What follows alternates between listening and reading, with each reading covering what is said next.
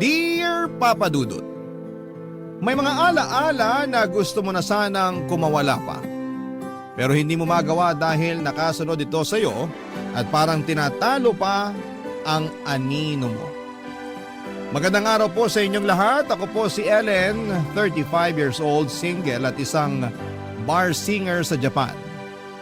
Hindi ko naman nakahiligan ng pagkanta pero yon ang talentong pinagkaloob sa akin ng Diyos.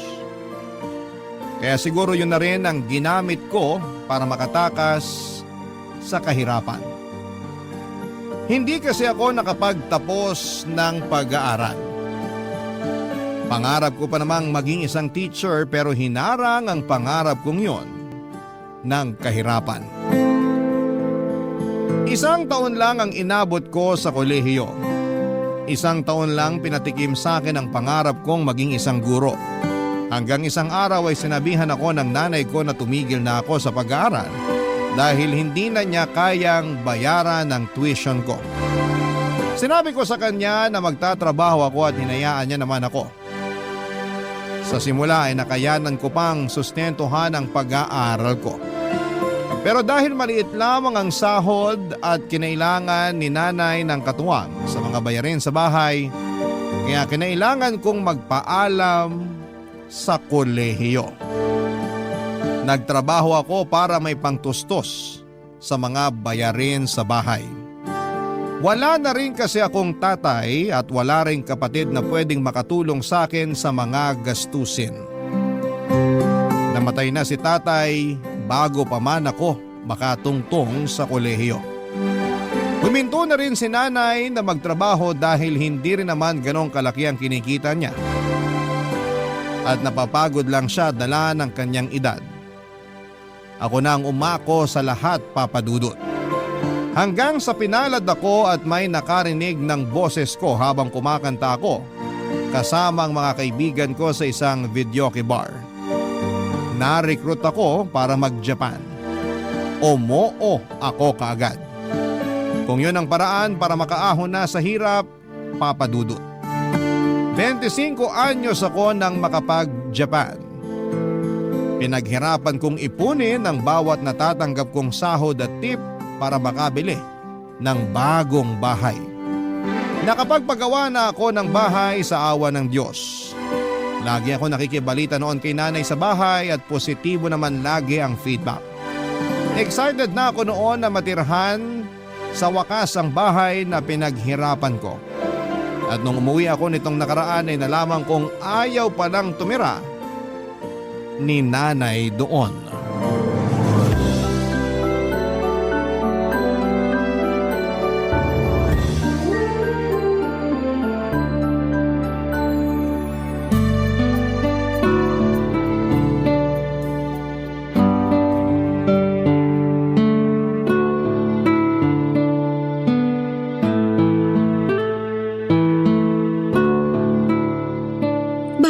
Nakasimangot ka riyan.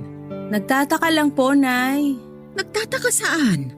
Ilang taon nang nagawa yung bagong bahay natin. Pero hindi ko maintindihan kung bakit hindi pa rin kayo lumipat dun habang nasa Japan ako. Nakatamaran ko na sigurong maglipat. Pag may pinaplano kasi ako, sinusumpong ako bigla ng rayuma. O kaya may hindi magandang nangyayari. Lagi na lang po ba? Ilang taon na yung dumaan. Wala kahit isang araw na swerte at maayos ang kalagayan nyo para makalipat? Wala rin akong kasama na mag-aasikaso. Ang Tita Net po, nasa kabilang bahay lang siya. Pwede naman siyang mapakiusapan para makapaglipat na tayo. Ayoko nang abalahin pa ang Tita Net mo. Busy na rin yun sa mga apo niya. O ikaw ba? Anak, kailan mo ba ako bibigyan ng apo? Nay, wag nating ilihis ang usapan. Maghahanap ako na maglilipat ng mga gamit natin habang hindi pa ako bumabalik ng Japan. Huwag ka nang mag-abala. Ako na lang ang mag-aasikaso. Magpahinga ka na lang at sumama sa mga kaibigan mo rito sa Pinas. Magkumustahan kayo. Ako nang bahala rito sa bahay. Lagi niyong sinasabi na kayo na ang bahala pero nung hinayaan ko kayo, parang wala naman nangyari. Hindi ko lang talaga maharap dati. Kahit magtanong ka pa sa mga kapitbahay natin. Nasasayang lang kasi yung pinagawa kong bahay doon. Baka mas mauna pang tira ng mga ligaw na kaluluwa. Alam mo anak, isa rin yan sa mga dahilan ko kung bakit ayokong lumipat. Paano kung pinamahayan na yun ng mga multo? Lalo maraming bakante at masukal na lote ron. Mas okay na rito sa bahay natin ngayon. Laging nabibless ni Father Sanchez.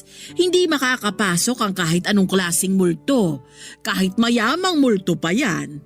Di ipabless natin kay Father Sanchez yung pinagawa kong bahay.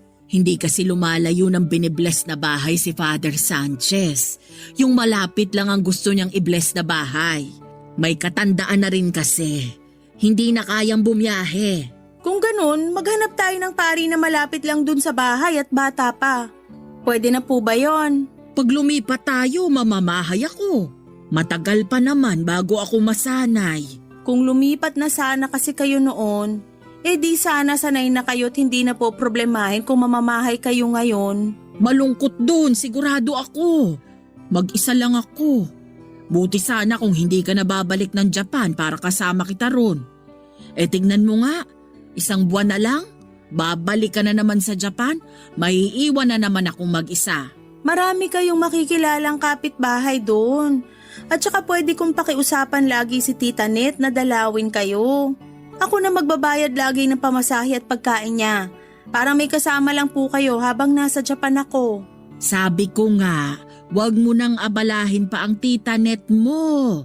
Nagbibigay lang po ako ng mga pwedeng solusyon para matapos na yung mga rason nyo kung bakit ayaw nyo pa rin lumipat dun sa bagong bahay natin. Ang dami kasing dapat isaalang-alang. Hindi basta-basta ang paglilipat. Kaya nga nagmamadali akong makauwi dito sa Pilipinas para matulungan na kayo sa pag-aasikaso sa paglilipat. Hindi na ako masaya na hindi pa rin kayo lumilipat. Ilang taon ko na kayong pinagbigyan, Nay. Ako naman ang pagbigyan nyo ngayon. Nasasayang lang yung upa dito sa bahay. Yung upa na ginagamit ko galing sa pensyon ko at hindi galing sa padala mo. Lahat ng pinapadala mo napupunta lang sa pagkain ko at ibang pangangailangan.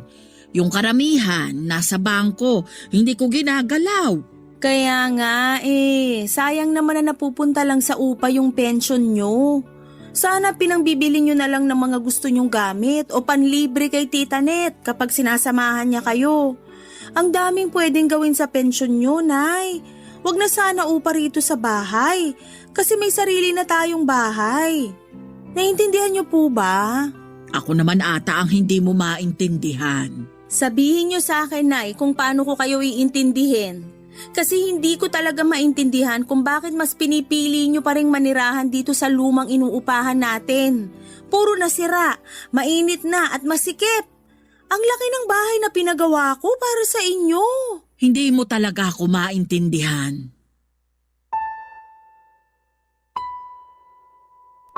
Umiling si nanay at saka ako iniwan para pumasok sa kanyang kwarto. Napansin kong nagtampo na siya, Papa Dudut, kaya hindi ko na inulit ang pangungulit ko sa kanya na lumipat na. Malit lang ang inuupahan naming bahay na yon at sakto lang para sa aming dalawa at minsan ay kulang pa. Hindi papasok ng bisita dahil masyadong masikip para malakaran. Doon na unang tumira si nanay at tatay bago pa man din ako isinilang. Nasanay na ako roon noong bata pa lamang ako hanggang bago ako mapadpad sa Japan. Alam ko ang bawat karupukan ng bahay na yon. Yun nga ang isa sa mga naging dahilan ko para magsumikap sa ibang bansa. Gusto ko na ng komportable, maluwag at magandang bahay. Nakapagpagawa naman ako at nakuha ko ang pangarap kong bahay. Pero tila naging hadlang si nanay para maranasan ko yon.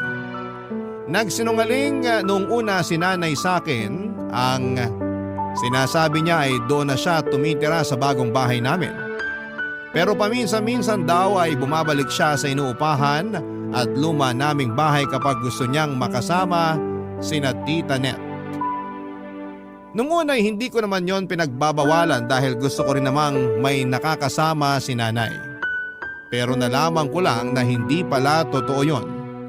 Ni minsan ay hindi pumunta si nanay para matulog doon sa bahay na pinagawa ko.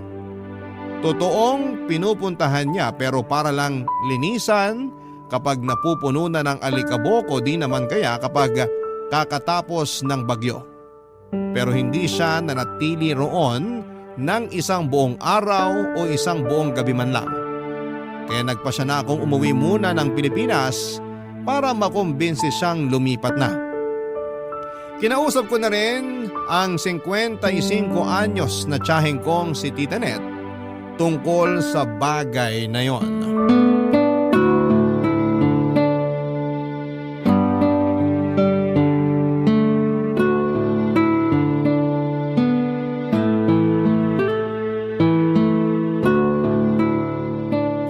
Nako, ilang taong ko na pinagsasabihan ng nanay mo na lumipat na doon sa bahay na pinagawa mo. Aba, kaswerte na nga niya at maraming naghahangad ng sariling bahay. Pero siya naman tong tumatanggi ron. Hindi niyo po ba siya makumbinse para makalipat na bago ako bumalik ng Japan? Nako, ang problema riyan, kahit makumbinsi mo siyang lumipat doon, baka bumalik siya ulit sa dati niyong bahay kapag nakaalis ka na ng Pinas. Kilala ko ang nanay mo, alam kong gagawin niya yon. Kilala ko rin po ang nanay ko at tama kayo. Gagawin nga niya yon. Ilang taon din niya akong pinaniwala noon na doon siya nakatira sa pinagawa kong bahay. Kung hindi ko pa kayo kinausap, hindi ko pa malalaman. Ayoko nga sanang sabihin sa'yo dahil ayoko namang makialam sa buhay niyo mag-inay. Pero dapat na rin matauhan ang bahay niyo. Di naman sa dinadalangin, pero paano kung may masasamang loob at pag nakawan yon? Lalo't walang nagbabantay. Madali lang matiktikan, ha? Isa nga rin yan sa kinatatakutan ko. Sinabi ko na yan kay nanay. Anong sabi niya? Mas lalo raw niyang ayaw lumipat dahil baka pag nanakawan daw yung bahay naming yon, baka pati siya mapano. Ang nanay mo talaga, laging may dahilan para hindi tumira sa bahay na yun. Nagtataka na rin kasi ko. Maganda yung pinagawa kong bahay. Malawak at safe para sa katulad niyang may edad na. May hardin din para may mapagkakaabalahan siya. Lalo na't lagi niya nirereklamo na hindi siya natutuwa sa mga depaso na halaman namin. Gusto raw niya malawak na hardin. Yun naman yung binigay ko. Pero ayaw pa rin niyang tumira doon.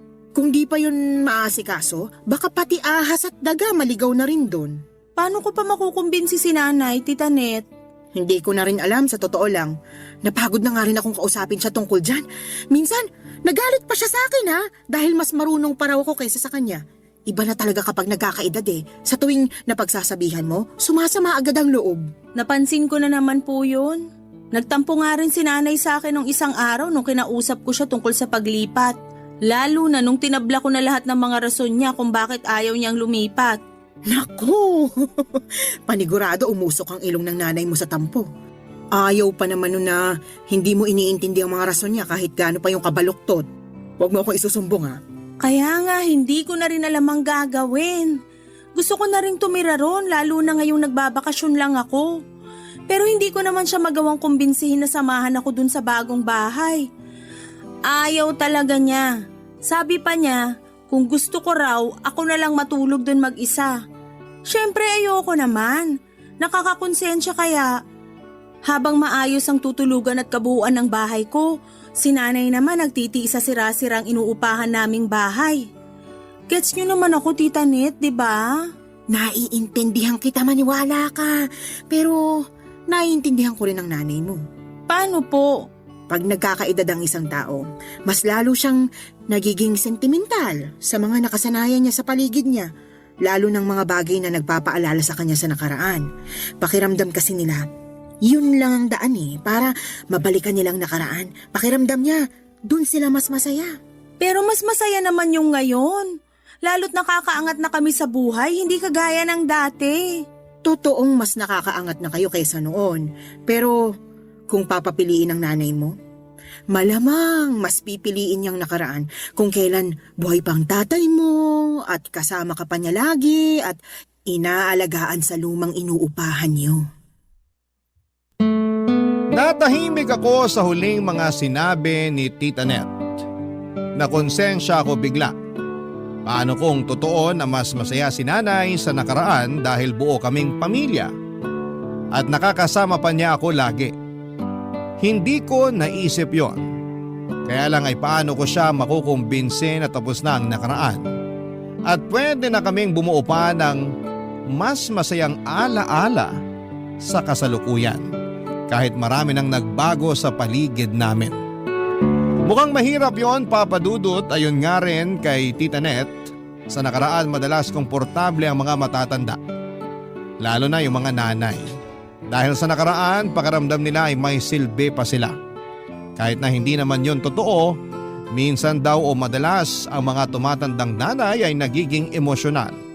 Lalo kapag may sariling buhay na ang mga anak nila.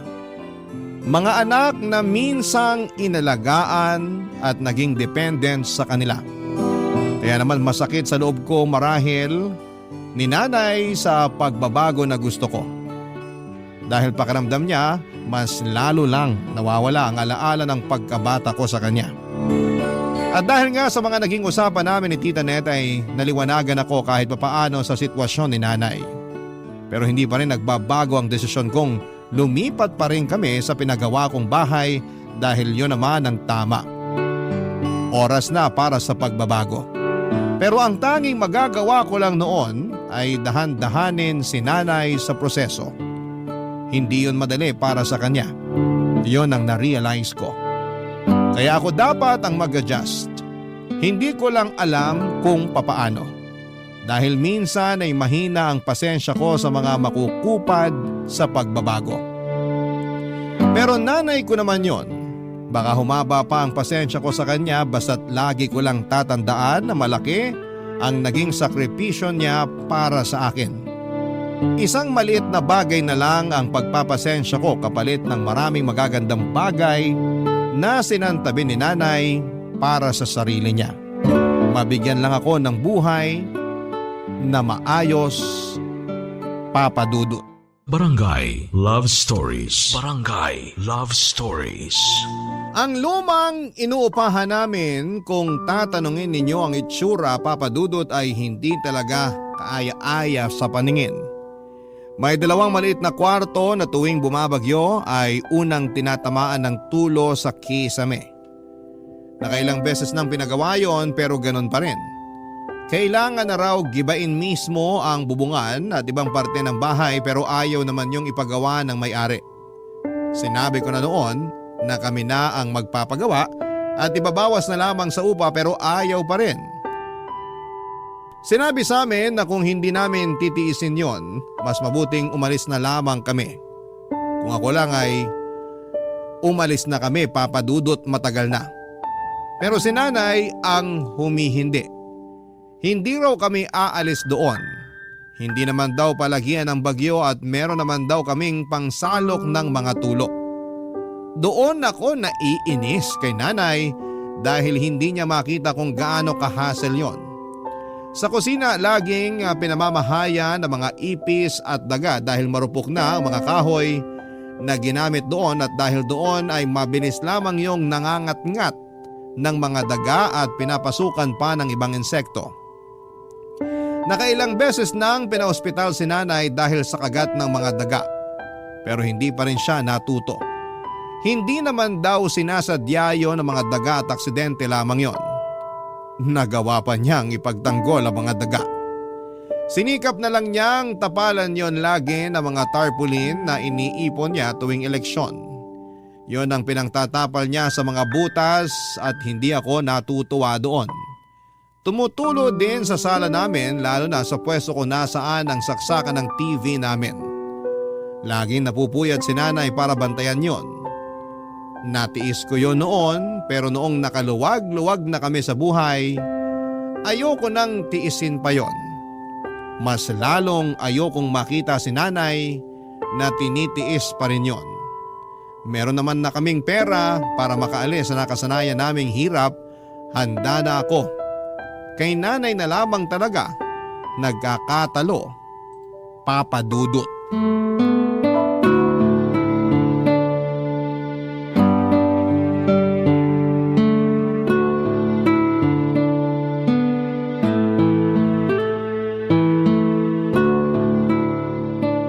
Bakit ka natutulog dito sa sala? Ang daming lamok dito ah. Tumutulo na naman sa kwarto ko, Nay. Naku, bakit kaya? Hindi naman bumabagyo. Sakto lang ang buhos ng ulan. Kasi po siguro rumupok na talaga yung kisame dahil sobrang luma na. Nareremedyohan pa rin naman kasi. Pero hanggang kailan po natin reremedyohan lahat ng sira dito sa bahay? Yung kwarto mo lang naman ang tumutulo ngayon. Hihintayin pa po ba natin na tumulo lahat ng parte ng bahay natin? Maya-maya lang pupusta ko. Next na tong sala na tutulo. Kung ipapanalangin mo, magkakatotoo talaga. Hirap na rin ako makatulog sa kwarto ko, Nay. Ang init. Hindi na kaya ng electric fan. Ang init dito sa Pinas. Nasanay ka lang sa lamig sa Japan. Masasanay ka ulit sa init dito. May 1 buwan ka pa. Gusto ko nang makatikim ng lamig ng aircon, Nay. Kung bakit naman kasi pinalagay mo yung aircon dun sa pinagawa mong bahay eh. Imbes na dito mo nalang pinalagay. Talagang doon ko ipapalagay kasi doon ko naman balak gamitin. Di magtiis ka sa init sa kwarto mo ngayon. Nay, hindi na talaga ako komportableng tumira dito sa bahay. Komportable pa naman ako. Paano naman po ako? 1 beses ka lang naman sa loob ng 2 taon bago umuwi. Tiisin mo na lang. Hindi ko na dapat tiisin to kasi nakapagpagawa na ako ng bahay na magiging komportable tayo pareho. Para saan pa lahat ng pinaghirapan ko sa Japan kung hindi naman magiging maghinawa ang pagstay ko dito sa Pinas? Parang walang nangyari. Parang balik hirap uli. Paanong walang nangyari? Naipagawa mo na nga yung kusina natin dito. Hindi na sinisira ng mga daga. Opo, kasi sa likuran ng kwarto nyo naman ngayon dumadaan yung mga daga para manira doon. Nagtatago lang sila ron. Hinahabol kasi ng mga pusa. Bakit kaya ayaw nyong tumira sa bahay na walang daga, no? Hindi naman nananakit ang mga daga. Pero may naitutulong ba sila sa atin? Nakakatulog ako ng maayos sa kwarto ko. Parang pugo ng kwarto nyo, Nay. Mas mainit pa kaysa sa kwarto ko. Pag pumapasok ako doon, para akong ensaymada na mina-microwave. Ako naman ang natutulog sa kwarto ko. Komportable ako roon kahit mainit. Sanay na ako. Hindi nyo naman kasi kailangang masanay sa ganun. Subukan lang nating matulog 1 gabi dun sa pinagawa kong bahay. 1 gabi lang, para makita nyo ang kaibahan. Matanda na ako masyado para masanay sa mga bago. Hindi na natin pwedeng gamitin yan, Nay. Kaya nga ako nagtrabaho sa Japan para makapagbigay ng magandang pagbabago sa inyo. Ayoko nang nakikitang napeperwisyo kayo tuwing tag-ulan dito sa bahay. Ako yung napapagod sa kakareklamo nyo sa mga tulo sa kisame. Pati yung mga saksakan na hindi na gumagana dahil laging pinapasukan ng tubig at mga insekto. Ako yung natatakot para sa inyo. Paano kung isang araw hindi nyo mabantayan yung mga saksakan natin?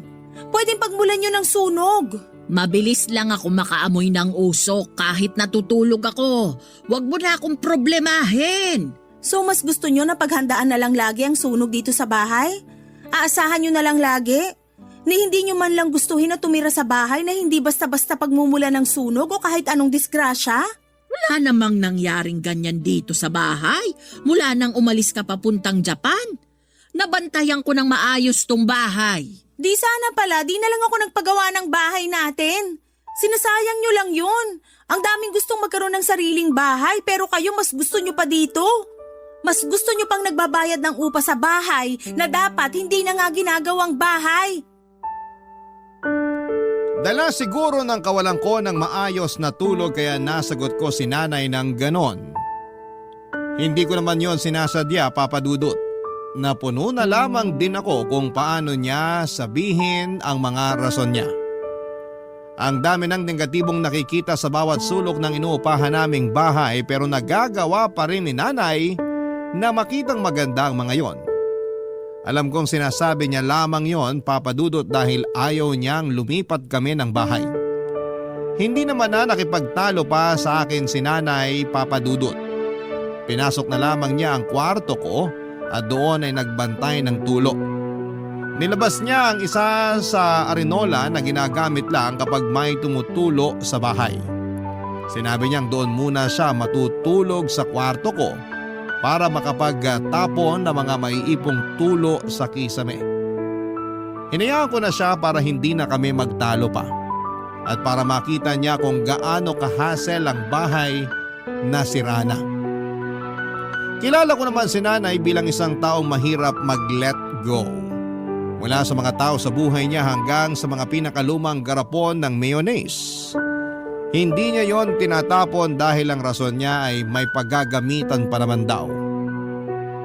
Pero lumipas na ang ilang dekada ay hindi pa rin niya alam kung saan niya gagamitin ang ilang karton ng garapon ng mayonnaise na naipon niya.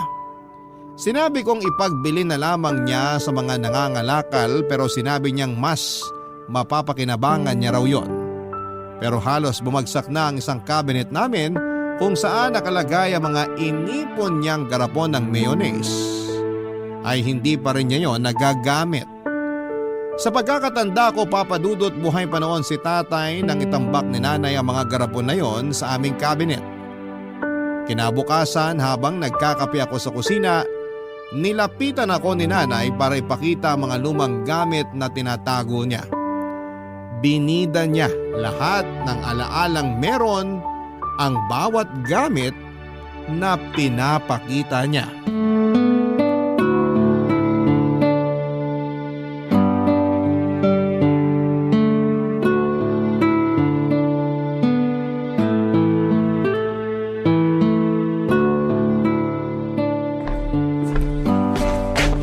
Anak, may ipapakita ko sa'yo.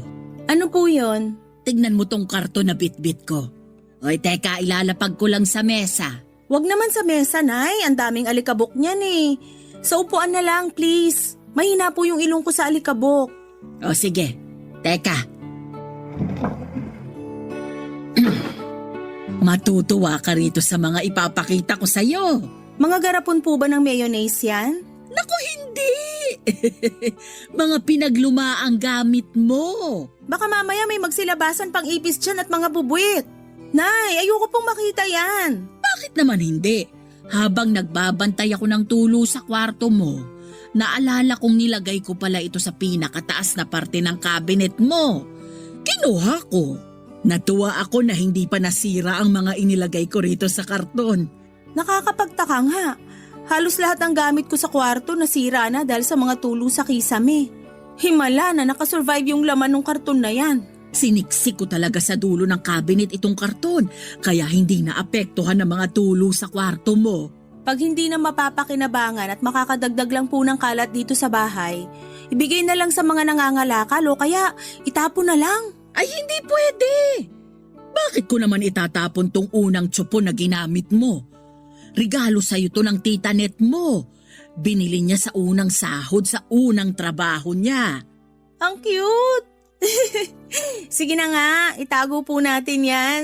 O, andito pa rin ang pusod mo. Nakasiksik sa lumang medyas mo nung bata ka. Tinago niyo talaga yan, Nay? Pampaswerte raw kasi ito, lalo kapag binitin sa kisame. Kaso laging tumutulo sa kisame natin, kaya itinago ko na lang sa medyas mo. Sa kapaalala ito na minsang koneksyon nating mag-ina. Paalala ito na galing ka sa akin.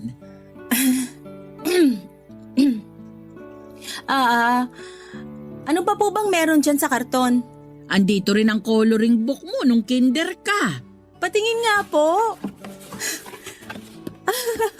Grabe! Kinulayan ko talaga ng blue yung puno at green ang kalangitan.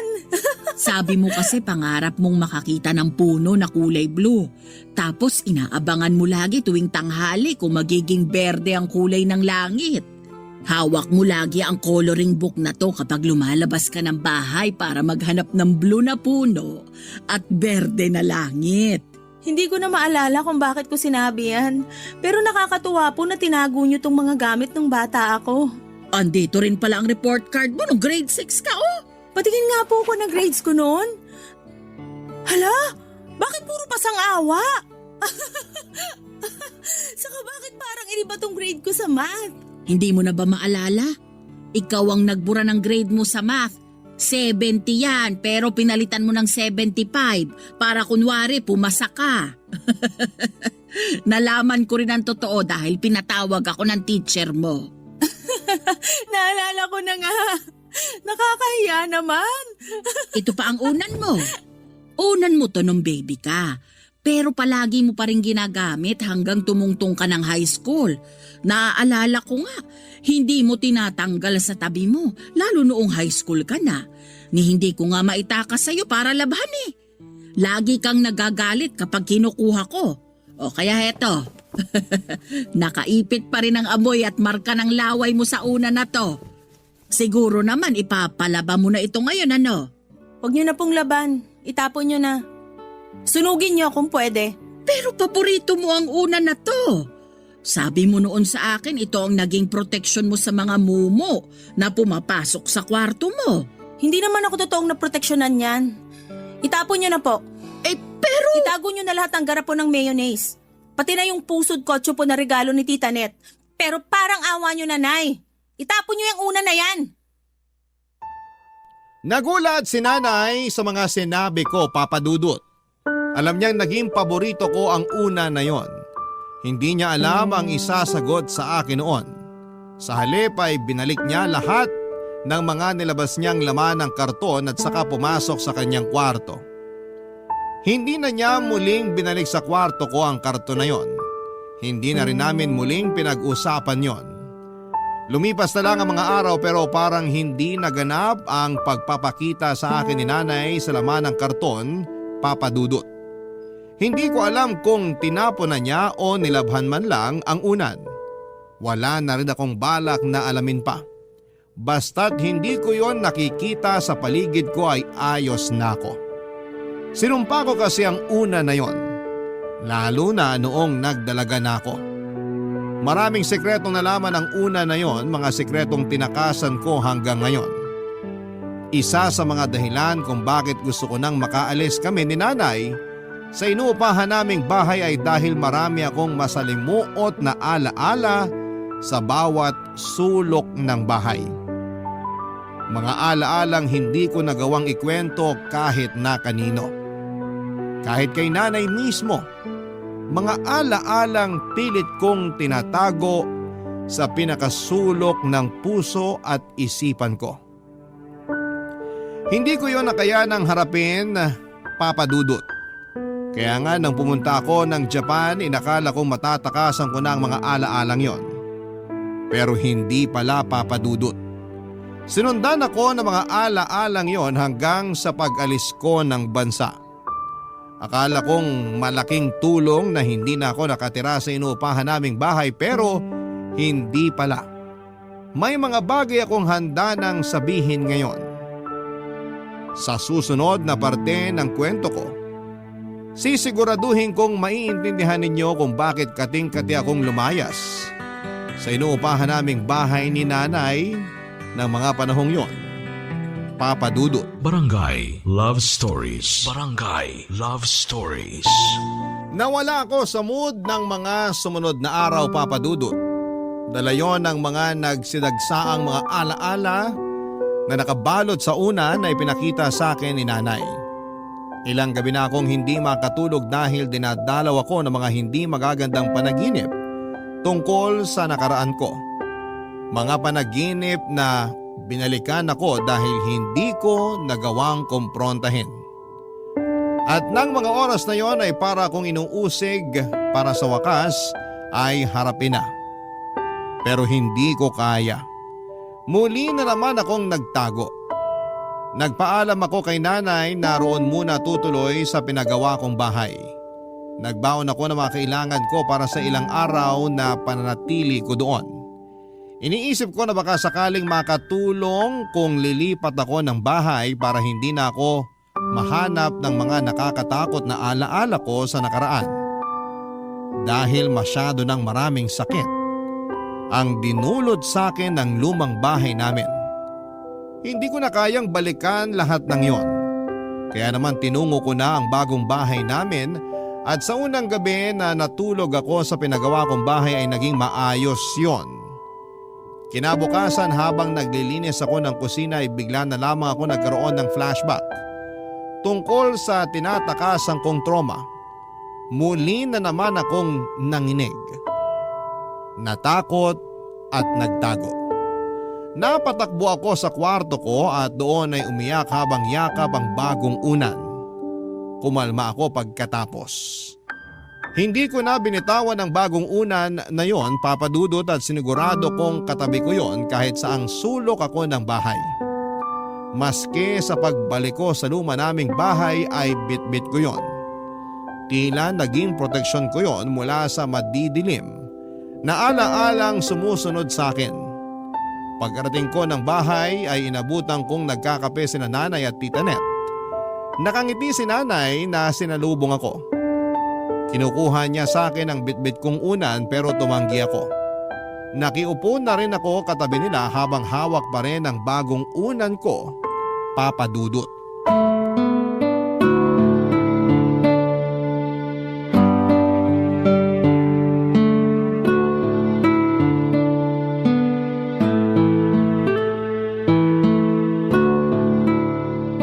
Ayaw mo talagang bitawan muna ang unan mo, anak? Baka matapunan ang kape mo. Ang hirap pa namang magpatuyo ng unan ngayon. Oo nga, Ellen. Ayoko. Mabuti pa. Ilagay mo na lang muna ang unan na yan dito sa katabi kong upuan. Maingat naman ako sa iniinom ko. Hindi ko yan matatapunan. Mas komportable kung hawak at yakap tong unan na to. Hayaan nyo na ako. Salamat. Oh, sige. Napaaga ata ang uwi mo. Akala ko hanggang Sabado ka pa rin sa pinagawa mong bahay natin. May mga kailangan akong asikasuhin malapit dito sa atin. Para malakad ko lang at matapos ko agad bago ako bumalik ng Japan. Sabi ko sa iyo maganda talaga tong pwesto ng bahay natin. Malalapit sa mga kailangang puntahan. Nako, baka gagamitin mo na namang dahilan yan kay Ellen para hindi ka umalis dito sa lumang bahay ninyo, ha? Marami kasing dahilan para hindi na kailangang umalis dito. Joke lang, anak, baka magalit ka na naman, ha? Nay, wag ngayon. Please. Gusto ko lang malaman ng tita Net mo ang dahilan ko. Para naman hindi niya ako hinuhusgahan. Magkapatid tayo. Kahit ano pang sabihin mo, trabaho kung husgahan ka. May bago pa ba? Nung nagpakasal ako, tinutulan mo. Pero ikaw naman tong nakarami ng kain sa handa namin. Kahit ano pang sabihin mo, trabaho kung kumain sa kasal mo. Naaalala ko pa nga, yung inuwi naming cake sa kasal namin, hindi nagkasya sa rep. Yan ba yung pagkagising nyo kinaumagahan? Nakita nyo na lang yung dalawang bubuit na nakapatong na sa cake at busog na busog sa icing ng cake? Hindi sila nakagalaw, dala ng kasibaan sa matamis. Sana talaga pinauwi nyo na lang sa akin yung natira nyong cake eh. Di sana sikmura akong nakinabang, hindi sikmura ng mga bubuit sa kusina ninyo. Ang mga daga na yon ang nakakasama ko, lalo na nung umalis na papuntang Japan si Ellen. At sila rin ang salarin sa mga butas sa dingding natin at kung saan-saan pa. Kaya nga, bago sirain ang mga dagatong bahay, lumipat na kayo mag-ina sa bagong bahay ninyo. Doon kahit may ilang daga ang umaligid sa bahay nyo, paniguradong hindi nila matitibag yun. Hindi ka sigurado, mauutak na ang mga daga. Sigurado kung kaya nilang tibagin kahit sementado pa ang dingding. Nakahanap na naman kayo ng dahilan para ipagtanggol tong lumang bahay. Alam mo naman ang nanay mo, loyal sa bahay na to. Ay talaga, nung walang-wala kami, ito ang sumaklolo sa amin. Napag-aral ko hanggang first year college si Ellen dahil mura lang ang upa namin dito. Hindi nyo na ako pinag-aaral, Nay. Kaya wala na kayong ibang dahilan para manatili rito. Doon na tayo sa bagong bahay, wala nang babayarang upa. Kung gusto nyo pa rin may paglaanan sa pensyon nyo, kayo na magbayad ng kuryente at tubig. Basta makalipat lang tayo. Oo nga naman, tama talaga tong anak mo eh. Hindi na practical na tumira dito. Baka 2 taon na lang, mapulbos na lang to ng mga daga. Ang daming naghahangad ng sariling bahay na maayos, bakit tumatanggi ka pa? Trabaho mo rin bang pakialaman ng mga desisyon ko? Namula ang pisngi ni Tita Net sa mataray na pagkakasagot ni nanay sa kanya. Hindi na nga nito tinapos ang kape niya, Papa Dudut. Nagkunwari na lamang siya na may aasikasuhin pa sa bahay. Nagpaalam na ito sa akin at hindi na kinausap pa si nanay. Habang inaayos ni nanay ang pinagkapihan nilang magkapatid ay nakaupo pa rin ako habang yakap ang unan ko. Hindi rin ako kinausap ni nanay, Papa Dudut. Nanatili siyang tahimik hanggang sa paghuhugas ng mga tasang ginamit nilang magkapatid. Nagtungo ako sa kwarto ko, bitbit ang bagong unan ko. Hindi ko may paliwanag ang nararamdaman ko noon at halos 2 linggo na lamang ay babalik na akong muli sa Japan. Pero wala pa ring progress pagdating sa pagkumbinsi ko kay nanay na lumipat na kami. Nakahanda na roon sa bahay namin ang mga bagong gamit. Kompleto na lahat ng mga appliance. Mga appliance na matagal na niyang hinihiling kay tatay noong nabubuhay pa ito. Binigay ko naman pero bakit parang nawala na ang pangarap niyang yon? Nakatulugan ko na ang kakaisip sa kung paano pa makukumbinsi si nanay na lumipat na hanggang sa naklakbay ang isipan ko patungo sa isang nakaraan na pilit kong tinatalikuran. Nanaginip ako. Nasa kwarto raw ako noon natutulog at naririnig ko ang pagtatalo ni nanay at tatay dahil natanggal sa trabaho si tatay. Niyakap ko ang lumang unan ko. Ang unan na nakasilid sa karton na ipinakita sa akin ni nanay. Niyakap ko yon na para bang nakadepende roon ng proteksyon ko. Hanggang sa biglang nagbukas ng dahan-dahan ng kwarto ko. Hindi ako lumingon. Alam ko na kung ano ang iniluwa ng pintuang yon. Napahigpit muli ang yakap ko sa lumang unan, Papa Dudut. Hanggang sa bigla na lang akong nagising at napasigaw. Doon na pumasok si nanay sa kwarto ko. Nanginginig ako noon habang yakap ang bagong unan ko, Papa Dudut.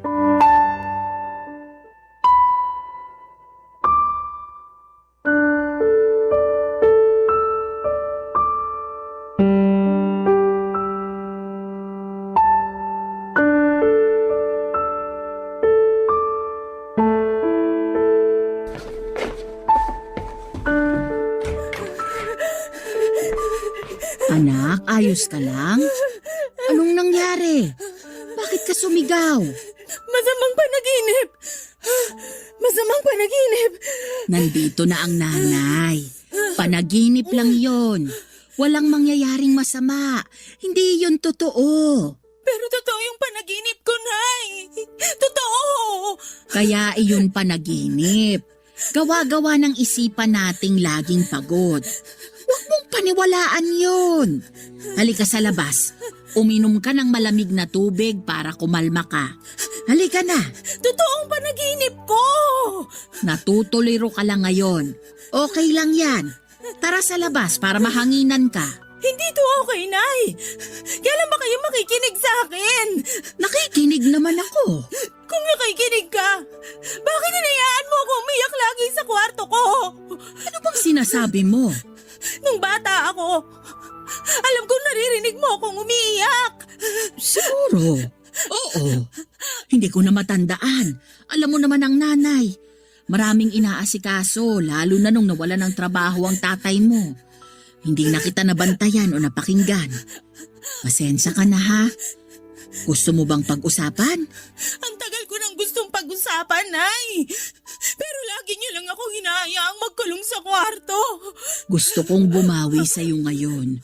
Kung ano man yung pagkukulang ko. Kausapin mo ko. Ibibigay ko lahat ng kailangan mo.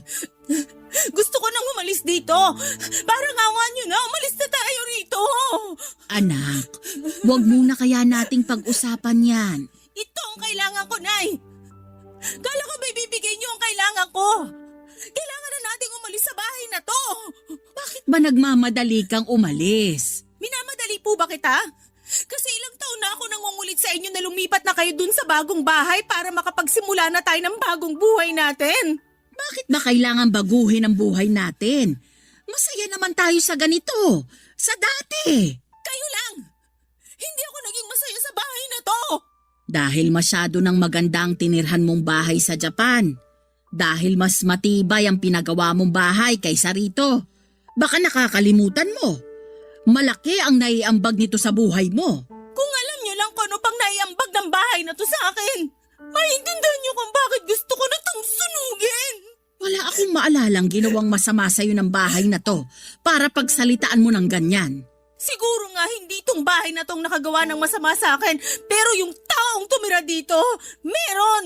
Anong ginawa ko sa yung hindi maganda? Bukod sa hindi kita pinuntahan nung umiiyak ka sa kwarto mo.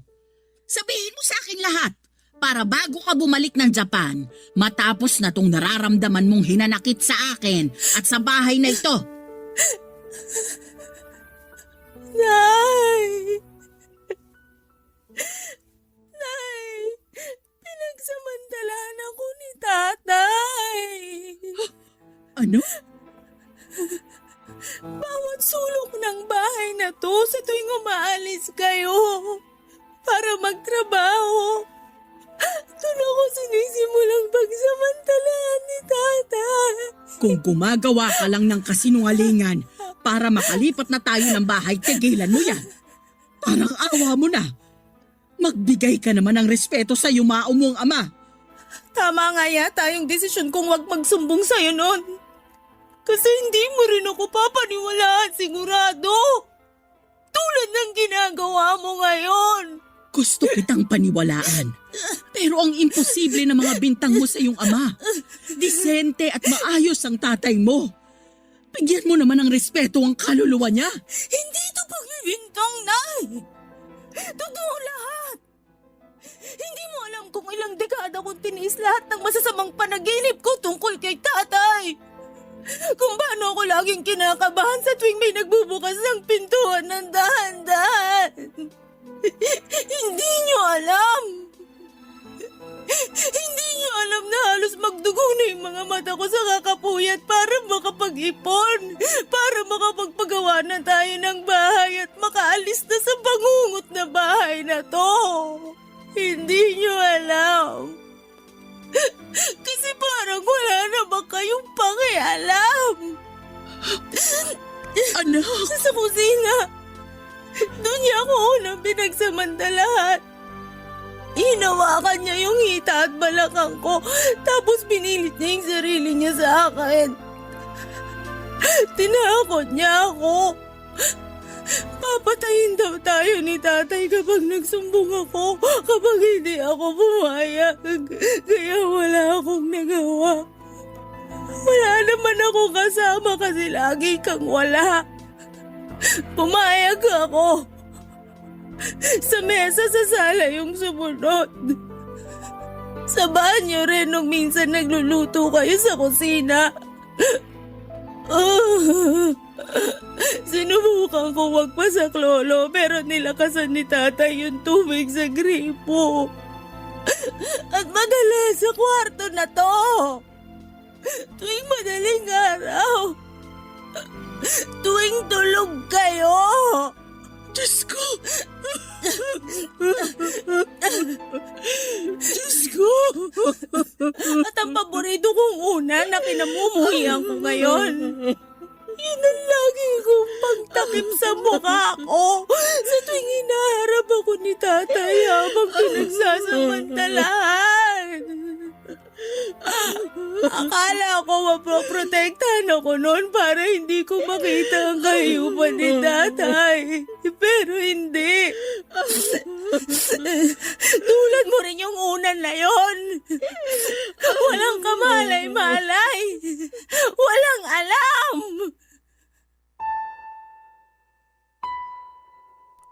May mga ala-ala na gusto mo na lang sanang kumawala pero hindi mo magawa dahil nakasunod ito sa iyo at parang tinatalo pa ang anino mo. Niyakap ko ng mahigpit ang bagong unan ko at hinayaan kong tumulo doon ang mga luha kong matagal nang pinipigilan. Hindi malaman ni nanay ang gagawin noon at palakad-lakad siya habang kagat ang kanyang mga daliri. Alam kong ikinabigla niya ang mga revelasyon ko, Papa Dudut, hanggang sa bigla na lamang siyang lumabas ng bahay. Nilabas lahat ng mga bag namin at siniksik doon ang mga damit ko, Papa Dudut. Nagtaka ako. Nang mapuno niya ang dalawang malaking bag ng mga damit ko ay sa kanya ako niyakap at sinabing aalis kami sa bahay na yon. Tinulungan ko siyang mag-impake ng mga damit niya. Iniwan namin ang mga lumang kagamitan namin, kabilang na ang lumang unan ko. Oras na para makapagsimula ng bago. Yun ang sinabi ni nanay. Si nanay na sa una ay natakot sa pagbabago pero kinaya niya para sa kapakanan ko. Alam ko naging mabigat para kay nanay ang mga inamin ko, lalo't alam kong minahal niya ng totoo si tatay hanggang sa huling hininga nito. Pero minsan matatapos na lamang ang pagmamahal na yon kapag nalaman mo ang kadilimang bumabalot sa taong yon. Nakalipat kami kaagad sa pinagawa kong bahay. Sa bagong bahay na yon kami nagsimula, Papa Dudut. Pinasya ko na ring huwag na munang bumalik ng Japan at makasama muna si nanay. Parehas kaming kailangang hilumin ang naging sugat na dala ni tatay sa buhay namin. Magsisimula ulit. Wala na ang anino na mga masasamang nangyari sa lumang bahay dahil sa wakas, nakatakas na kami doon. Nakatakas na kami mula sa mga multo ng nakaraan at matagal kong inasam yon. Sa ngayon, Papa Dudut, ay kapwa kami nagpapaterapi ni nanay dahil sa mga trauma na inabot ko sa aking ama. Kinailangan namin ng mga makakatulong sa aming sitwasyon para hindi na kami dalawin pa ng mga nakakatakot na pangyayaring yun. Kaya sana para sa lahat ng mga inabuso ay magawa ninyo sanang makatakbo palayo sa mga taong gumawa niyan sa inyo at makakapamuhay kayo sa mas maayos na lugar. Kasama ang mga taong mahal kayo at bibigyan kayo ng proteksyon. At ang pangako, hindi na mauulit ang naranasan ninyong kadiliman. Hanggang dito na lamang po ang aking liham, Papa Dudut. Naway nakapaghatid po ito ng aral at ng lakas para sa mga katulad kong may pinagdadaanan. Muli maraming salamat sa pakikinig. Ang inyong kapuso at kabarangay forever, Ellen. Dear Papa Dudut, halos lahat ng relasyon ay nagsisimula sa mga ngiti at tawanan. Lalo na kapag matagal na panahon ang naging pundasyon nito. At mga alaala na binuo ng mga taong nakapaligid sa kanila. Pero hindi lahat ng relasyon ay nauuwi sa panghabang buhay na kasiyahan. At hindi lahat ng paghihiwalay ay may mapait na katapusan. Kumusta po, Papa Dudut? Sana po ay nasa mabuti kayong kalusugan sa oras na matanggap ninyo itong sulat ko. Itago niyo na lamang po ako sa pangalang Kay. 29 years old at nagtatrabaho bilang senior real estate specialist na hindi ko nasasabihin kung saan. Alam ko kasi na magiging pamilyar sa ibang kabarangay natin ang kwentong ibabahagi ko sa tanghaling ito. At gusto ko na ingatan din sana ang pribadong buhay na meron ako sa ngayon. Nasa third year high school ako nang maging boyfriend ko si Dave na noon ay kaklase ko rin. Umabot hanggang college ang relasyon naming dalawa dahil mabait talaga ang boyfriend ko. Bukod sa pagiging mabait, sobrang sweet niya rin at mahilig siya sa mga sorpresa. Isa na nga sa mga ginawa niya na hindi ko makakalimutan ay yung pagkanta niya sa akin. Kasama ng ibang choir member sa labas ng university namin habang may hawak siyang bouquet ng roses sa araw ng mga puso. Maraming estudyante ang nakakita at kinilig dahil sa ginawang pagsorpresa sa akin ni Dave, Papa Dudut.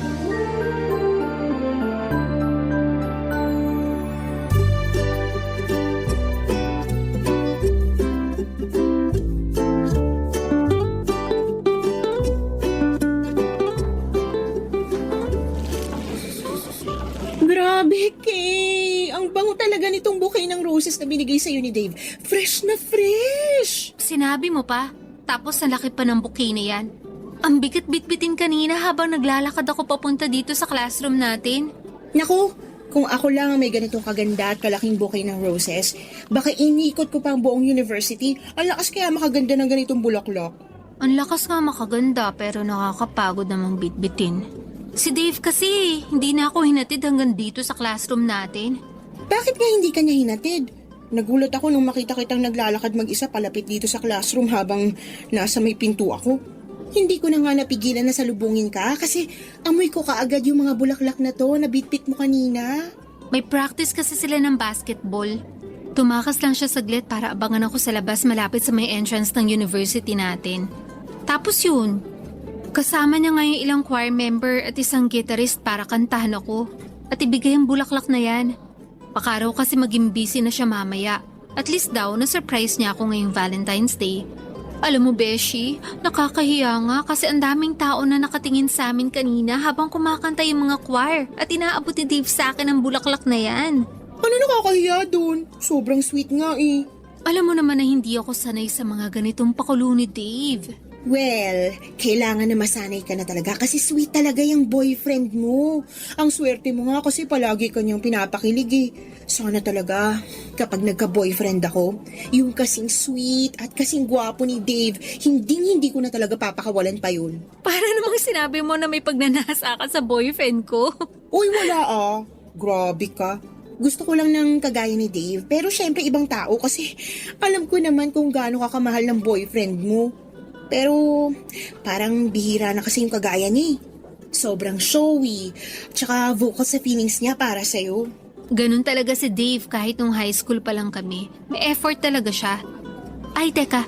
Tignan ko nga kung ilan na yung views ng video namin na in-upload niya sa Facebook. Ay, ayan, sige. Gusto ko ring makita. Eto, tignan natin dito sa phone ko. Ang bilis din kasi mag-edit at mag-upload ni Dave ng video eh. Kaya natag niya agad ako kanina. Uy, Beshi. Ang dami nang nakareact sa video niyo at ang dami na rin nag-share. Oh. Oo nga, ang dami na rin comment. Grabe, halos 1 oras pa lang mula nung nag-upload si Dave kanina pero ang dami nang nakapanood. Alam mo, sa sobrang effort at sipag ni Dave mag-record ng sweet moments niyo, pwede na kayong gumawa ng Facebook page para sa love story niyo.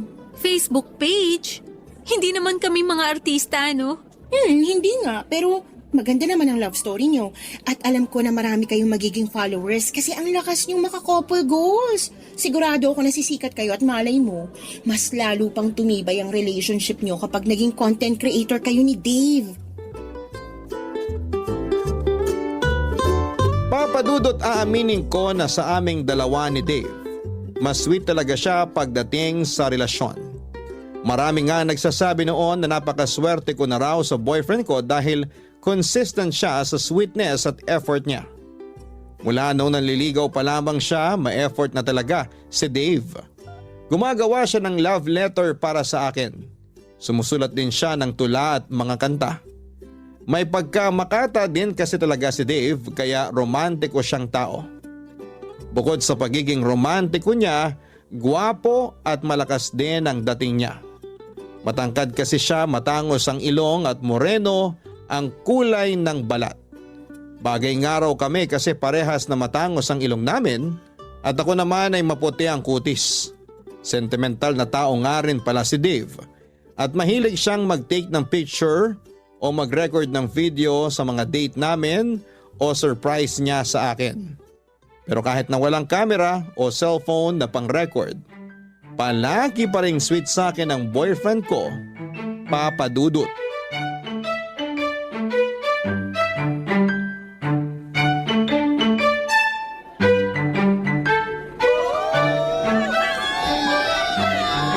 Congratulations, mahal!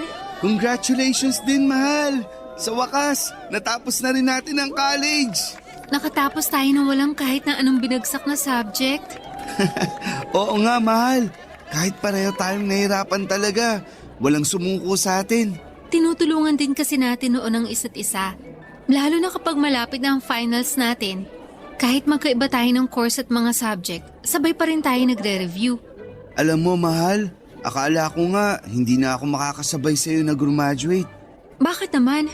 Kasi di ba, may 2 major subject ako na muntik ko nang maibagsak. Oo, naaalala ko yun. Masyado kasing nabaling ang focus mo sa basketball eh. Pero nakabawi ka naman, di ba? Nakabawi ako kasi tinulungan mo ako sa pagre-review. Kaya thank you, mahal. Kasi kahit alam ko na pagod ka rin, hindi mo yun pinakita at pinaramdam sa akin. Alam ko rin kasi na kailangan mo ko. Kaya binigay ko lahat ng suporta at pagmamahal ko sa iyo. At dahil dyan, may gusto akong ibigay sa'yo. Ano yun? Eto, Anong laman ng maliit na kahon na yan? Buksan mo para malaman mo. O sige, ito, bubuksan ko na. Mahal, ang ganda naman ng singsing na to. Teka, isusuot ko muna sa daliri mo ang singsing. Ayan, bagay sa daliri mo, mahal. Sana nagustuhan mo ang regalo ko sa'yo. Sobrang nagustuhan ko kasi ang ganda ng design niya.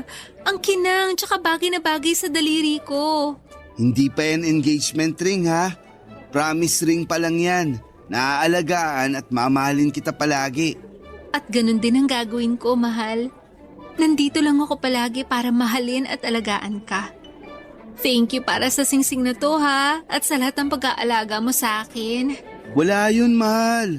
Masaya ako at nagustuhan mo ang regalo ko sa'yo. Saktong-sakto rin pala talaga sa'yo ang singsing na to. Alam mo talagang sukat ng daliri ko ha. Siyempre naman, kasi palagi kong hawak ang kamay mo. Kung pwede nga lang, hindi ko nabitawan para masigurado ko na sa akin ka na talaga forever. Kahit naman hindi mo hawak ang kamay ko, sinisiguro ko sa'yo na sa'yo lang ako, mahal. Forever! Grabe! Napaka-sweet naman talaga ng couple na to. Ayan po guys, naka-live po tayo ngayon at kita nyo naman kung gaano ka-sweet ang dalawang kaibigan ko. Friends, mag-hi naman kayo bago ko i-stop ang live na to sa Facebook page nyo. Naka-live ka, Beshi? Oo, sa Facebook page nyo. Mag-hi na kayo ni Dave kasi ang daming nanonood ngayon dito sa live video ko. Hi guys! Thank you sa mga nanonood palagi ng live namin sa Facebook. Thank you rin sa mga nag-congrats guys. Lalo na sa palaging nagme-message at comment sa mga posts namin. Thank you always for all your support.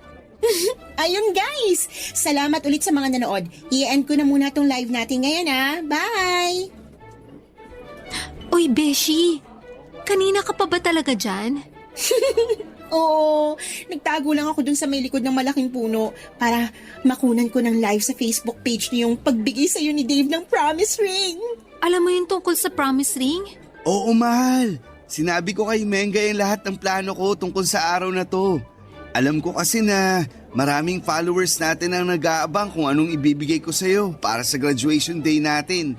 Kaya naisipan ko na makisuyo kay Mengay na hawakan ng cellphone ko at i-live niya sa Facebook page natin ang pagbibigay ko sa'yo ng promise ring. Grabe! Ang ganda ng plano niyong dalawa ha? Ang galing din kasi ni Dave na mag-isip ng pakulo at surprise para sa'yo. Pero, congratulations ha. Kasi meron na kayong 100,000 followers sa Facebook page ninyo. Talaga? 100,000 followers na agad? Oo, mahal. Kaninang umaga ko lang din nakita nung inabot ko kay Mengay ang cellphone ko. Congratulations, mahal! Congratulations sa ating dalawa, mahal!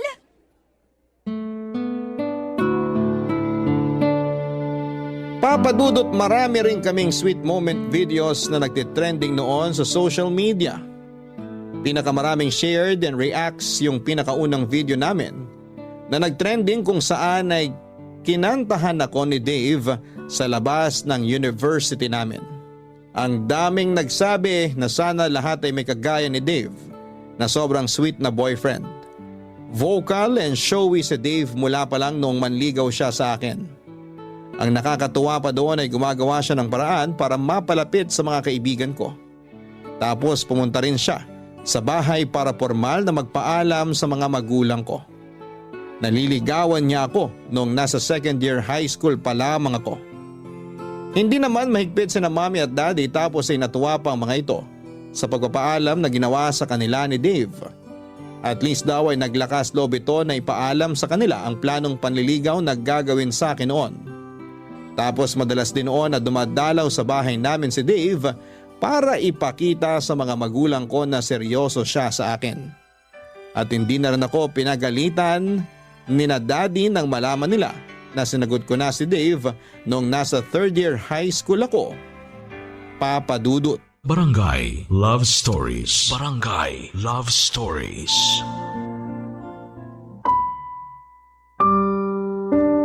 Papadudot na unang lumaki ang number ng followers namin ni Dave sa Facebook profile namin dahil sa mga trending sweet video namin. Kaya naisipan namin na gumawa ng Facebook page kung saan kami ay nag-upload ng mga luma at bago naming video. Nakakatuwa kasi hanggang sa page na yon ay tumaas agad ang number ng followers namin ni Dave. Hanggang sa naisipan na nga namin gumawa ng content kagaya ng pagpaprank at pagsusurprise sa isa't isa. Dahil si Dave nga ang mas may effort at mas sweet, siya yung madalas na gumagawa ng content, nagvi-video o nag-surprise sa akin. Lahat halos ng date namin o surprise gift at pakulo niya para sa akin, recorded ng camera na pinag-ipunan naming bilhin para sa paggawa namin ng content. At sa paglaki pa ng number ng followers namin sa iba't ibang social media account, nagsimula na rin kaming kumita ng pera dahil sa mga content na ina-upload namin. Halos kami na nga ni Dave ang nagbabayad ng kalahati ng tuition fee namin noon. Pero hindi rin naman namin yon naging priority dahil pareho naming pangarap na makapagtapos ng pag-aaral. Bagay na natupad namin noon, Papa Dudut. Hi guys! Thank you sa nanood ng quick Facebook live namin ng mahal ko. Mahal, bumati ka rin sa mga nanonood ng Facebook live natin ngayon.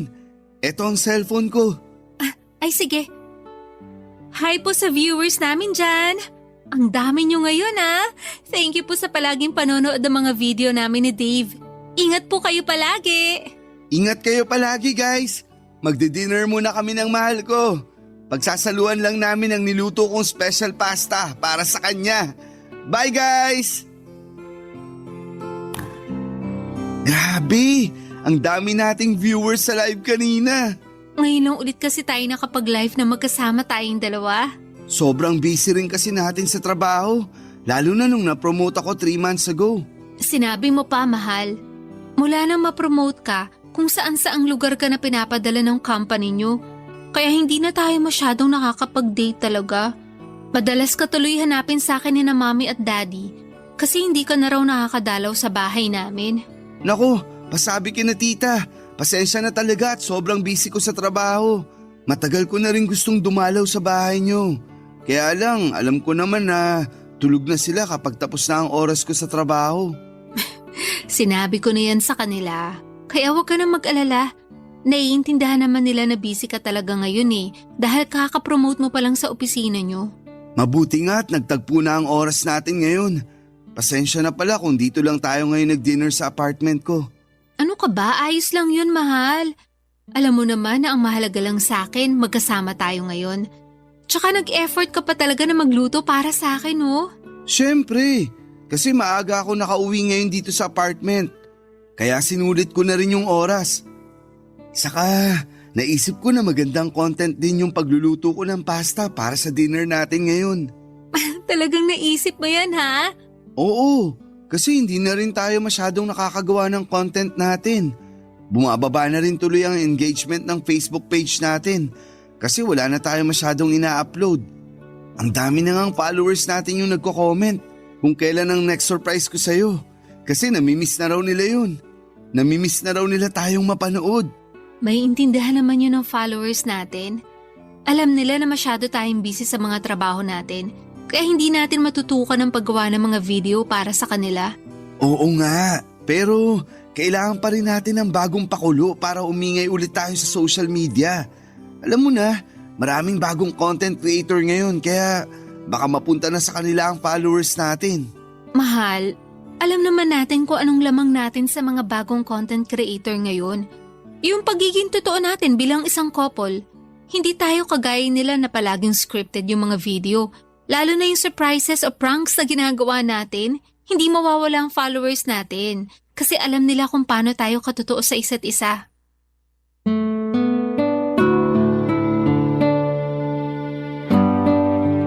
Papadudot, hindi talaga namin pinangarap o plinano ni Dave na maging sikat na content creator.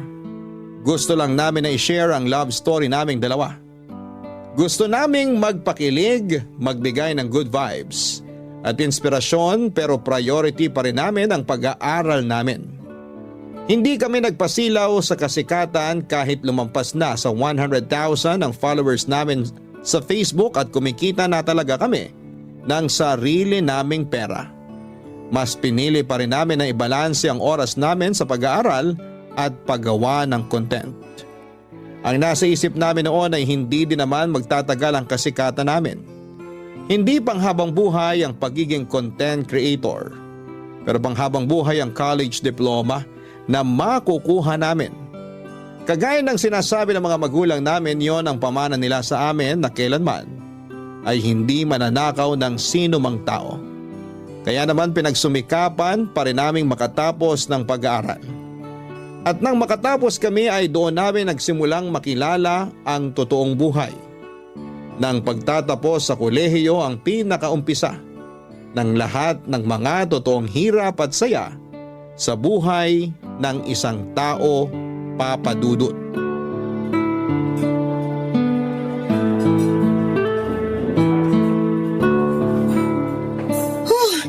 Beshi, sorry, ngayon lang ako nakarating. Ang traffic kasi sa dinaanan namin ng taxing sinakyan ko. Okay lang, Beshi. Medyo kakadating ko lang din naman dito sa restaurant. Ay, sakto lang din pala ako.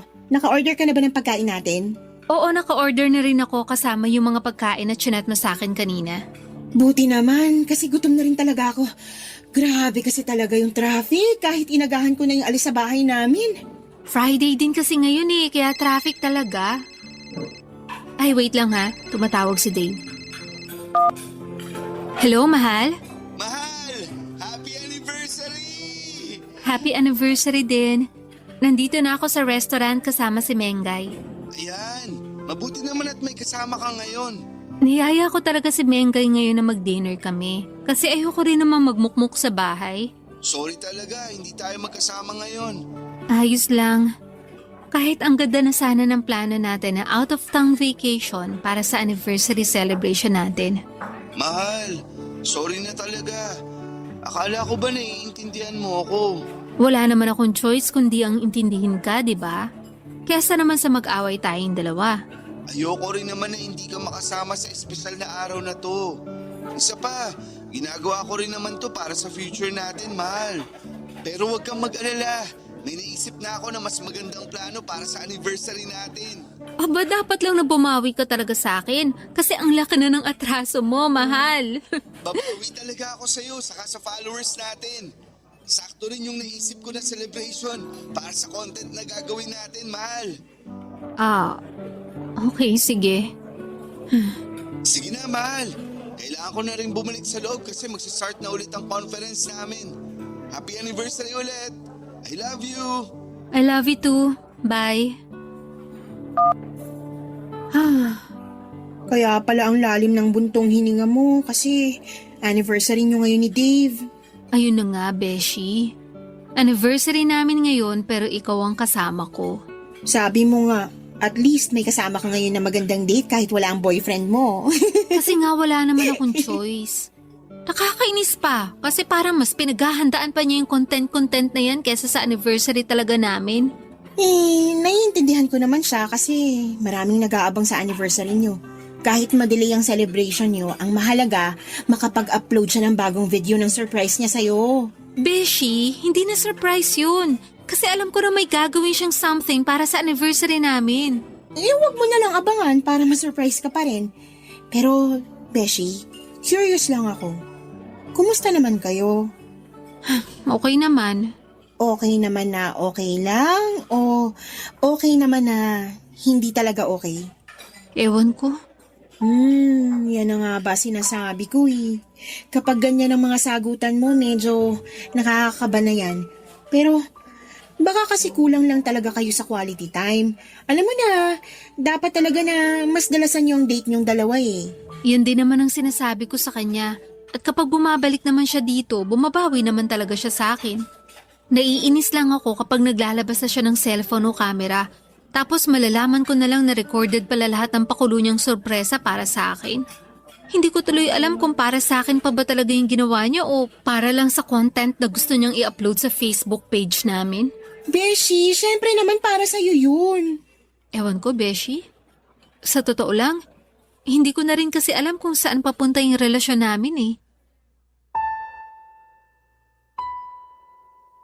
Papadudot, iba talaga ang buhay estudyante sa buhay empleyado na. Nag-focus kami ni Dave sa kanya-kanya naming career at naging sideline na lamang ang pagiging content creator namin. Nang mga panahon na yon ay may kanya-kanya din kaming responsibilidad ni Dave sa pamilya namin. Pareho kaming panganay ni Dave sa magkakapatid at tinutulungan ng mga magulang namin sa mga gastusin sa bahay. Kaya pareho rin kami na naging workaholic ni Dave. Doon namin na-realize na mas masarap ang buhay estudyante na hindi masyadong kailangan na budgetin ang allowance na nakukuha namin mula sa mga magulang namin. Mas masarap ang pakiramdam noong kami lang ang tumatanggap ng pera. Kesa kami na yung nagtatrabaho at gumagawa ng paraan para kumita.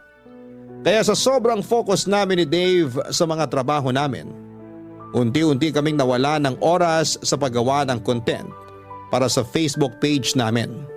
Pero hindi lang kami sa paggawa ng content na wala ng oras, kung hindi pati na rin sa relasyon namin, Papa Dudut. Barangay Love Stories. Barangay Love Stories. Papa Dudut, nang ma-mild stroke si Mommy ay mas nasubsob talaga ako noon sa pagtatrabaho. Sa awa ng Diyos, mabilis naman siyang nakarecover pero nag-resign na siya sa trabaho niya bilang teacher. Ayaw na rin kasi namin na mapagod pa siya sa pagtatrabaho at baka makasama pa sa kanya yon. Yon ang dahilan kung bakit mas madalas akong mapa-overtime sa opisina. Dahil dalawa na lamang kami ni Daddy na naging provider sa bahay namin. Bilang panganay, kailangan ko na tulungan ang mga magulang ko sa lahat ng responsibilidad sa bahay namin. Naging busy na rin noon si Dave sa pagtatrabaho niya dahil sunod-sunod ang naging promotion niya. Nang dahil doon ay madalas na pinapadala siya sa iba't ibang lugar para sa mga conference na may kinalaman sa trabaho nila. Halos parang naging LDR na rin ang setup namin dahil bihira na sa isang linggo kung magkita kami. Swerte na yung 3 o 4 na beses sa isang buwan. At yun na lang din ang oras namin sa paggawa ng content na ina-upload namin sa Facebook page namin, Papa Dudut.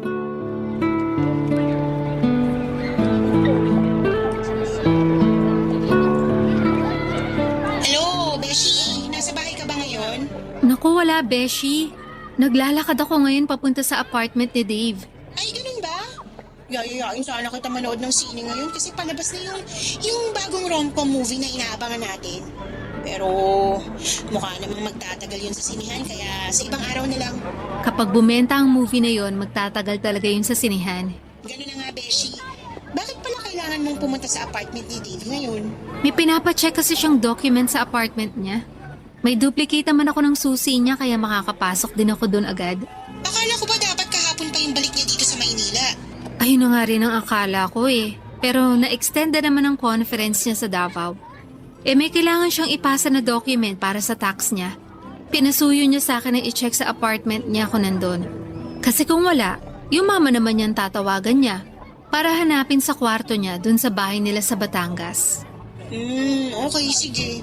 Bukas na lang tayo manood ng sine kasi mukhang kailangan mo na naman ng heart-to-heart conversation. Bahala na. Tawagan na lang kita bukas ha. Beshi, ibababa ko na rin tong tawag kasi nandito na ako sa may harap ng gate ng apartment ni Dave. Sige, Beshi. Ingat ka dyan. Thank you, bye.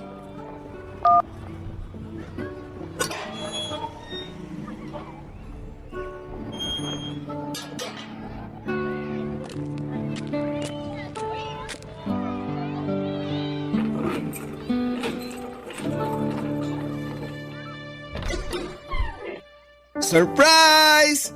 Happy anniversary, mahal! Mahal? Akala ko next week ka pa makakauwi. Siyempre, hindi ko sinabi sa'yo na nakauwi na talaga ako kanina pa para ma-surprise kita. Happy anniversary! Happy anniversary din, mahal. Uy, ang ganda ng pagkakasetup mo dito sa sala ng apartment mo, ha? Ang daming balloons tsaka mga bulaklak. Tapos ang dami rin pagkain dito sa mesa. Sabi ko naman sa'yo, di ba? Babawi ako pagbalik ko dito sa Manila. Ikaw lang ba mag-isa nag-ayos nito? Siyempre ako lang mag-isa. ako rin ang nagluto ng mga paborito mong pagkain na nasa lamesa. Yang buttered shrimp, chicken adobo, chop suey, at hindi mawawala ang paborito mong dessert na buko pandan. Grabe, paborito ko talaga lahat ng yan. Pero ibig sabihin, mahal, mula na makauwi ka dito sa apartment, hindi ka pa talaga nagpapahinga? Hindi pa, kasi gusto ko talaga na unahing asikasuhin ang sorpresa ko sa'yo. Nagustuhan mo ba? O syempre naman. Pero ang pinakagusto ko sa lahat, yung nandito ka na at kasama na kita ngayon.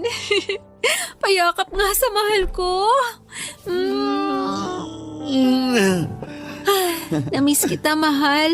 Kung alam mo lang, palagi kitang iniisip, lalo na kapag mag-isa lang ako sa kwarto. Namimiss ko yung mga yakap mo, kwentuhan natin, at lahat sa iyo, mahal. Sobrang namiss talaga kita. Paano ba yan, guys? Miss na daw ako ng mahal ko. So hanggang dito na lang muna ang video recording na to at babawi lang ako sa kanya. Mahal, paalam ka muna sa followers natin. Naka-record pala to sa camera mo. Bye-bye, guys! Thank you sa mga bumati ng happy anniversary sa amin. Thank you, guys! Bye! Ayan, nakastop na ang video recording ng camera ko. May nakatago ka palang camera. Oo, dito ko nilagay sa may maliit na lamesa. Tapos tinakpan ko nitong tela para hindi mo kaagad mapansin. Ang galing mo talaga magtago ng camera. Akala ko yung surprise mo sa akin. Wala na munang camera this time. Alam mo naman na hindi makukumpleto ang surprise ko kung walang camera. Kasi malulungkot ang followers natin. Actually, sa kanila nga galing ang idea ng surprise na to. May nabasa akong mga comment na ganitong surprise daw ang gawin ko para sa'yo. Buti nga hindi mo napansin yun. Kaya sinunod ko ang suggestion nila. Okay. Okay, kain na tayo kasi nagugutom na rin ako, mahal. Mauna ka na, mahal. Hindi mo ako sasabayang kumain? Susunod ka agad ako. Mag-i-edit lang ako ng mabilisan ng video natin para maipost ko na rin mamaya. Hindi pa pwedeng unahin mo na lang munang sabayan akong kumain? Mabilis lang na pag-i-edit to, mahal. Sigurado kasi ako na maraming nag-aabang ng anniversary video natin. Kaya i-edit ko na para ma-post ko na rin kaagad. Matutuwa na naman ang followers natin at tataas na naman ang engagement natin. Kaya uunahin ko na muna to, mahal. Papadudot, minsan naisip ko na parang nagiging scripted na lamang ang relasyon naming dalawa ni Dave. Yung mga sorpresa o pagiging sweet niya sa akin ay parang ginagawa na lamang niya para sa content namin. Pakiramdam ko ay hindi na siya sincere sa effort na ipinapakita niya sa akin. Minsan na lamang kasi kaming magkita at magkasama. Tapos kailangan pa na recorded yon sa camera niya. Wala namang problema sa akin kung nire-record niya ang mga ganong moment namin dahil sa sentimental siyang tao. Pero yung point na alam kong ginagawa niya lang yon para sa content na gusto niyang i-upload sa page namin, doon ako medyo naiilang. Lalo na nga kapag nalalaman ko na yung mga surprise na ginagawa sa akin ni Dave ay galing sa suggestion ng ilang followers namin na nagko-comment sa post namin. Hindi pala yon galing sa orihinal na ideya ni Dave.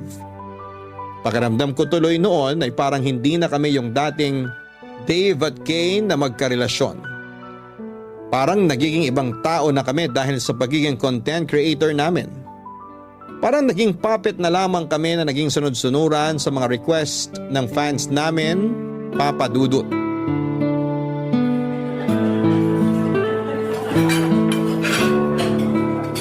Nakakamiss talagang kumain sa restaurant na to, no? Sinabi mo pa. Naaalala ko nga nung unang beses na kumain tayo dito, hindi pa ganito kalaki ang restaurant na to. Pero ngayon tignan mo naman, oh. Ang laki na ng pinagbago ng lugar na to. Oo, tama ka, mahal. Ang babaitin kasi ng mga staff dito, tsaka ng manager. Kaya hindi nakakapagtaka na tumagal at lumaki ang restaurant na to. Alam mo, feeling ko nga, mas lalaki pa to sa mga susunod na taon. Feeling ko rin. Ano pa pinagkakaabalahan mo dyan at hindi maalis ang tingin mo sa cellphone na hawak mo? May pinapanood lang ako na videos ng mga couple na content creator. O tapos? Tapos kumukuha ako ng idea para sa susunod na content na pwede nating gawin. Alam mo na, para lalong kiligin ang followers natin. Kailangan din kasi nating bumawi sa kanila dahil ang tagal nila palaging naghihintay ng mga video content natin. Kaya yung next na gagawin natin, kailangan Kailangan na maging masaya sila kahit hindi na masaya para sa ating dalawa yung ginagawa natin? Anong ibig mong sabihin? Alam mo ang ibig kong sabihin, Dave. Teka, hindi ko maintindihan, Mal. Bakit parang ang seryoso mo naman bigla dyan? May problema ba? Matagal na tayo may problema. Problema na hindi natin hinaharap. Minsan ba hindi mo natatanong sa sarili mo kung may direksyon pa ang relasyon nating dalawa? Kasi ako, Dave, yun ang palaging tanong ko sa sarili ko. Masaya naman tayo, di ba? Masaya tayo na may napapasaya tayo na ibang tao nang dahil sa relasyon natin. Pero hindi pwede na palagi na lang na maging masaya tayo nang dahil sa ibang tao. Hindi mo ba naiintindihan yun? Kay, parte na rin ang relasyon natin ng followers natin. Ganun ang buhay ng mga content creator. Obligasyon natin na pasayahin sila. Tayong dalawa magkarelasyon dito. At kahit kailan hindi natin sila naging obligasyon. Kasi sa totoo lang, wala naman silang ambag sa relasyon natin. Kaya hindi natin dapat paikutin sa kanila ang mga buhay natin. Akala ko ba gusto mo yung ginagawa natin? Dati oo. Kasi akala ko makakatulong sila para mas lalong tumatag ang relasyon natin. Pero hindi pala. Kasi lalo lang nilang pinagugulo yung mga buhay natin. Ayaw mo na bang ituloy ang pagiging content creator natin? Kaya mo bang ipagpatuloy ang relationship na to nang walang kahit anong kamerang nakatutok sa atin? Kasi Dave, sasabihin ko na sa iyo ang totoo. Napakiramdam ko, nagiging puppet na lang tayo ng sinasabi mong followers na kailangan nating pasayahin. Nagiging scripted na lang yung buhay at relasyon nating dalawa. Gusto ko lang naman na pasalamatan sila. Kaya minsan, pinagbibigyan ko sila sa mga request na surprise para sa'yo. Kay, pareho naman nating ginusto to, di ba? Ang maging content creator at makapagbigay ng saya sa kanila. Ang gusto ko lang, maka-inspire at makapagpasaya tayo ng ibang tao. Pero hindi yung binabase natin sa kanila yung buhay natin. Dave, taputin mo nga ako. Mahal mo pa rin ba talaga ako o gusto mo lang ituloy itong relasyon na to nang dahil sa followers natin? Okay, sige. At least ngayon, alam ko na ang sagot kahit hindi ka sumagot. Kay! Kay, sandali! Kay!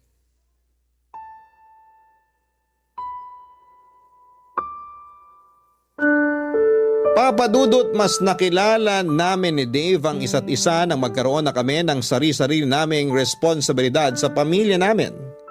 Hindi pala talaga biro ang maging adult. Hindi na kami kagaya ng dati na puro sarili na lamang ang pwedeng isipin. Pareho pa kami ni Dave na may responsibilidad sa mga pamilya namin. Pareho naming hindi pwede na maging priority ang relasyon naming dalawa. Umasa rin ako noon na makakatulong ang relasyon namin ang pagiging content creator na baka mas lalo naming mahalin at i-appreciate ang isa't isa, pero iba pala ang nangyari. Parang mas naging mababaw ang relasyon namin noon dahil sa mga taong nakasubaybay sa aming dalawa. Kagaya ng nabanggit ko kanina ay parang naging mga puppet na lamang kami na sumusunod sa gusto nila sa relasyon namin. Aaminin ko na may mga videos kami noon na naging scripted na lamang din para lang mag-trending kami at hindi mawala sa spotlight. Mga fake pranks o scripted na surprises, date at kilig moment. Madalas na pinipeke na lamang namin ang saya na ipinapakita namin sa mga tao.